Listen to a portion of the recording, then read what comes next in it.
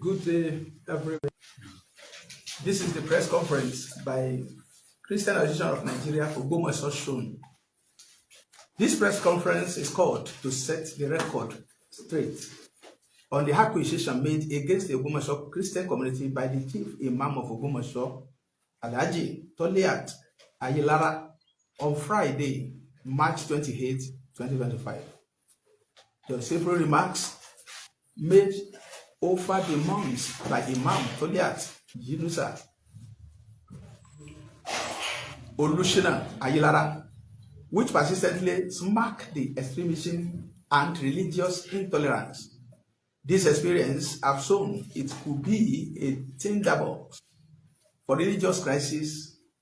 Alhaji Toliat Ayilara on Friday, March 28, 2025, hit the airwaves with a pointed accusation against the Christian community and the Christian leader. He, however, did not name as causing division among Muslims in the Ogbomoso community. From time immemorial, the good people of Ogbomoso land have lived together peaceably and harmoniously, despite our varied religious affiliation and diversity of tenets of faith. Almost every family compound in our city is peopled with Christian, Islam, and even traditional religion devotees who have shared life, career, and culture together without one day of anchor. Again, we make bold to say that we respect the sanctity of religion, and as peace-loving follower of Christ, we have never and we will never upset a Muslim brother in any way. To avoid anything that can rupture the peace of religion, using religious volatility as a pivot, we have instructed every member of the Ogbomoso Christian community to avoid making any statement that looks like a verbal assault on Imam Toliat Ayilara or any member of Ogbomoso Muslim community. Any post, video, or verbal attack wrecking the religious hatred and intolerance and bigoted demagogue from anyone or group of people against any leader of Islam in Ogbomoso land does not emanate from us, and such people are not acting on our behalf. There is no doubt that our members are now stirred up and agitated in the face of his unwarranted attack by a religious leader of Imam Toliat Ayilara's status. In conclusion, we urge Imam Toliat Ayilara to desist from any utterances that can incite religious crisis in the city. We all know the implication of such a calamity, resulting to blanket accusation against tens of thousands of Christians in Ogbomoso land who never did anything to undermine him or Islam. May the good Lord bless Ogbomoso land. My name is Reverend Moses Adewale Adebola, Ogbomoso Sonakan coordinator. Thanks for listening. ẹ máa farabalẹ̀ ẹnu pẹ́ ṣìkàwá ẹ máa explain ẹ máa mix ẹ pẹ̀lú Yorùbá so láti ṣàlàyé kókó ohun tó wà nínú ìjẹ̀ka fún. Thank you, sir. Àwa níbí gẹ́gẹ́ bí àpéjọpọ̀ ọmọlẹ́yìn Kristi ti ilẹ̀ Ògbómọ̀ṣọ́ local government márààrún, Ògbómọ̀ṣọ́ North, Ògbómọ̀ṣọ́ South, Oríire, Surulere and Ogoluwa, láti sọ nípa ọ̀rọ̀ tí Chief Imam Alhaji Toliat Ayilara tí wọ́n sọ jáde ní ọjọ́ 28 oṣù kẹrin tí a wà nínú oṣù kẹta, ọjọ́ 28 oṣù kẹta ọdún tí a wà nínú rẹ̀ yìí, nípa ẹ̀sùn tí wọ́n fi kan àwọn ọmọlẹ́yìn Kristi nílẹ̀ Ògbómọ̀ṣọ́ pé àwa là ń da ẹ̀sìn ìsìláàmù rú, èyí tí àwa ń sọ báyìí lónìí wípé kò rí bẹ́ẹ̀. Láti àkókò tó pẹ́ o láti jọ ń gbé papọ̀ nílùú Ògbómọ̀ṣọ́. Ẹ̀sìn mẹ́ta tó ṣe pàtàkì ló wà nílùú Ògbómọ̀ṣọ́. A ní Muslim, a ní Christian, a dẹ̀ ní àwọn ẹlẹ́sìn àbáláyé tó jẹ́ pé inú ilé kọ̀ọ̀kan kò sí ilé tí àwọn mẹ́tẹ̀ẹ̀ta yìí ò pé ń bẹ̀. A jọ ń gbé papọ̀, a jọ ń nájà papọ̀, a jọ ń jẹ papọ̀, a jọ ń mu papọ̀ tí ò sí wàhálà kankan. Ọ̀ǹtì gbà tí bàbá tí ó jẹ́ Alhaji Imam Toliat Yunusa Olúṣínà Ayílára sọ̀rọ̀ yìí pé àwa là ń da àwọn rú léyìí tí ò yí bẹ́ẹ̀. Ògbómọ̀ṣọ́ Christian community àwa gbàgbọ́ pé ọ̀kan náà ni wá, ọmọ ìyá sì ni wá. A sì lè láíláí ṣe tó lè kó bá àwọn ará wa, àwọn èèyàn wa, ẹbí wa, ọ̀rẹ́ wa tí wọ́n jẹ́ ẹ̀sìn kejì tàbí ẹ̀sìn àbáláyé. Èyí la fi wá síbí lónìí láti wá sọ wípé ohun tí Imam Toliat Yunusa Olúṣínà Ayílára sọ kì í ṣe ti àwa kìrìsìtẹ́nì nílẹ̀ Ògbómọ̀ṣọ́.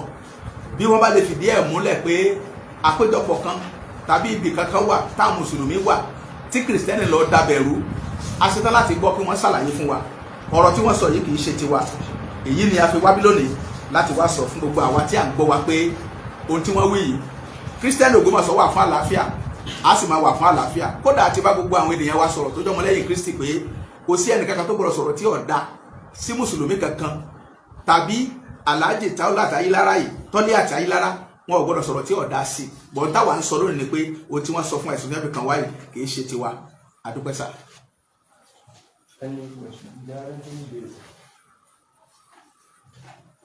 Àbí tí anybody bá ní àfikún lára àwọn tí wọ́n jókòó sílẹ̀. Well, can you contribute? Apart from the presentation of the card channel, yeah, we supposed to have at least two. To the ex-official or the present. Let have immediate past chairman. Okay, yeah.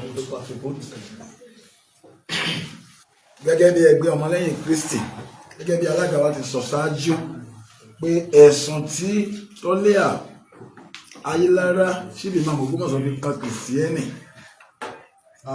kò yẹ kó rí bẹ́ẹ̀, torí pé wọn ò lè fìdí ọ̀rọ̀ yẹn múlẹ̀. Tó bá ṣe pé wọ́n lè fìdí ọ̀rọ̀ yẹn múlẹ̀ kí wọ́n jáde sí gbangba pé àwọn tí ń dà wọ́n rú nì. So àwa Kristẹni l'Ógbómọ̀ṣọ́ àlàáfíà la wà fún, àti wọnú ara wa. Àwọn ò sì fẹ́ kí jẹ́ ẹ̀sìn ó ṣẹlẹ̀ l'Ógbómọ̀ṣọ́, a sì mọ̀ pé ò ní ṣẹlẹ̀ lágbára lọ́wọ́ Ọlọ́run. So àwa Kristẹni àlàáfíà la wà fún gbogbo ènìyàn. Gẹ́gẹ́ bá alága wa ti sọ, àwa ò ní fi ohun líle retaliate padà sí Toliat Ayílára Chief Imam.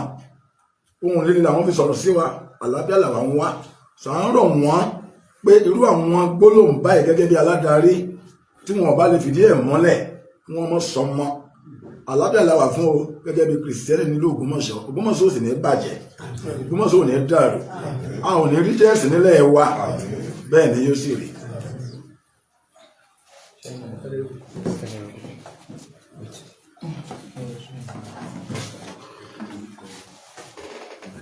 Orúkọ tèmi ni Venerable Dr. Gabriel Adékúnlé Abíọ́dún, CAN chairman fún Ògbómọ̀ṣọ́ North Local Government.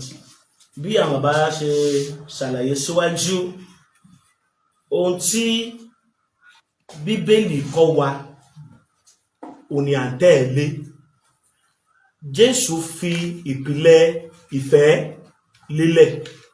Bíbélì wípé bó sọ nípa ti yín, ẹ máa wà ní àlàáfíà pẹ̀lú gbogbo ènìyàn.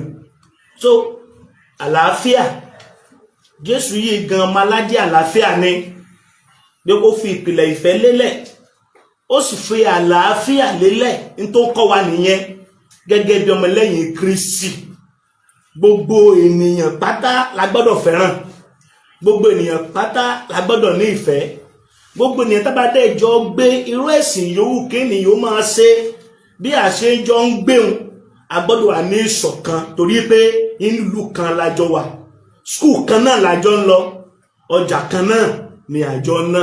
So fún ìdí èyí la ṣe jáde síta wípé ká àpapọ̀ ọmọlẹ́yìn Kristi, Christian Ògbómọ̀ṣọ́ Christian community, kò sí ọ̀nà kankan tí a gbà tá a sì lè gbà láti da ẹ̀sìn Islam rú, kò possible, torí wípé àlàáfíà ò ní àwa wà fún.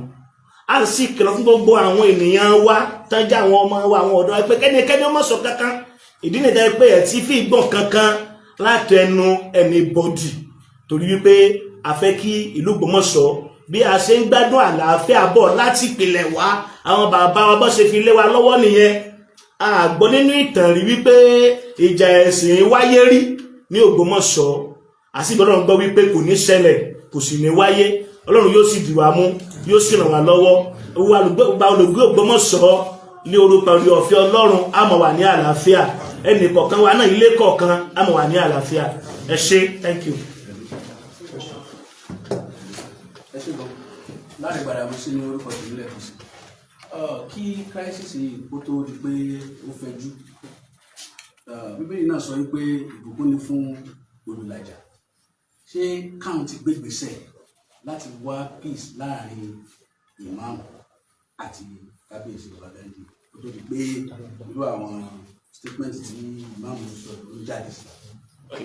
Àwa ò rí crisis kankan ní Ògbómọ̀ṣọ́ gẹ́gẹ́ bí ọmọ lẹ́yìn Kristi torí pé orí ọ̀fẹ́ Ọlọ́run àlàáfíà la wà fún. Ní tó bá sì kànyàn èèyàn dá sí. Ẹ ṣé. Sir, yes, sir. We can recall that this is not the first time the chief imam of Ògbómọ̀ṣọ́ land, Alhaji Goliath Ayinla, were making this kind of incitement against Christians in Ògbómọ̀ṣọ́ land. Now, if this kind of attack against Christians, and especially can persist, what do you think the Christians in Ògbómọ̀ṣọ́ land, what do you think should be the next move, the next thing for the Christians in Ògbómọ̀ṣọ́ land? This is a very first time we are hearing this kind of accusation. And with this step we have taken today, we believe that it will never happen and it will never happen again. Thank you.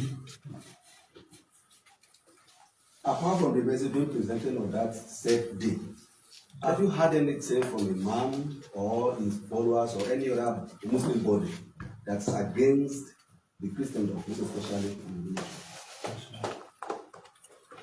Ever since then, we've never had any accusation levied against Christianity.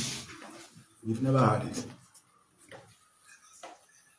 Except the message is said I used to send every month. But it was not intentional that I send message to him. It's a bulk message being sent every month to everybody on my platform.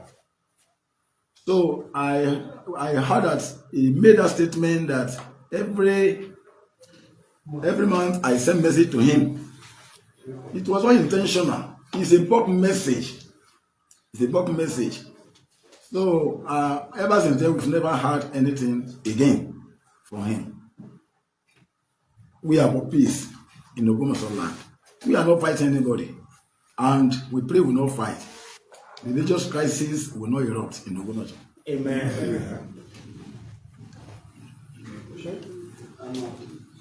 Please, I'm appealing to you, most especially to caution you. Let me see your colleagues, the Christian leaders, Christians in general.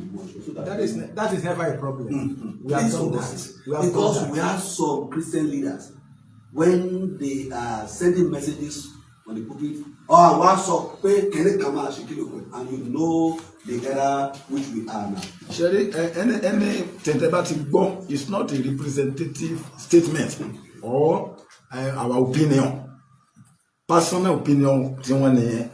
We've been trying to caution them, and I believe our people are ruling. They are not unruly. So, they don't go anything from anywhere. Kìí ṣe pé látọ̀dọ̀ wa bí wọ́n ti gbọ́ kò dẹ̀ represent the opinion Christian Ògbómọ̀ṣọ́. We have said that. Opinion wa gangan la ń sọ bí lónìí. Yes, sir. Any other questions, or even from the house in general, from the camp members? Wọ́n yẹ ní kẹfẹ́ wa fi ọ̀rọ̀ ní ìdí gáàsì kílùkù ẹ̀. So I'm very grateful for this kind of for this kind of gathering. Thank you, sir. one Yorùbá ló says ẹ̀rọ ìyá pẹ̀lú ọ̀bọ jẹ́ oko off camera off camera.